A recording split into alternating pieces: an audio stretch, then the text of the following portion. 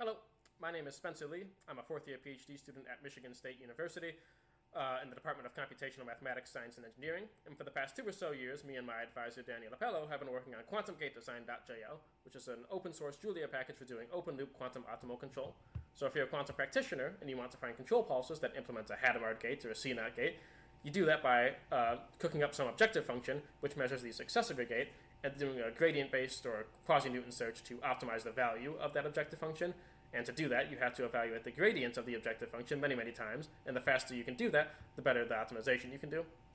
So our software does 2 special things. The first is that it models the control pulses as continuous functions, unlike a lot of existing software, which models it as piecewise constant functions, which is something like you'd see in this top figure. But in reality, the hardware might distort the control pulse into something like you see on the bottom, which is a continuous function. So that's what we use in our models.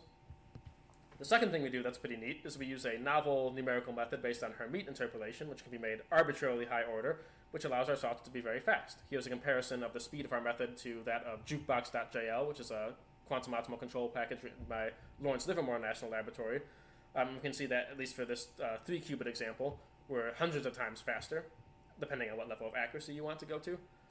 And because our software is written in pure Julia, we can do some pretty cool things with other packages. So here's a simple script I wrote to interface with GeoMakey to make an interactive demo.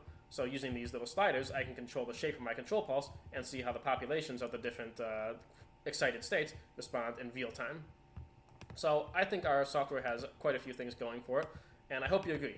And we're asking for this grant to make version 1.0 of our software, which will focus on improving the documentation and writing continuous integration tests to bring in new users by having them be able to better read and understand the code and have them be assured of the long-term stability of the code as well.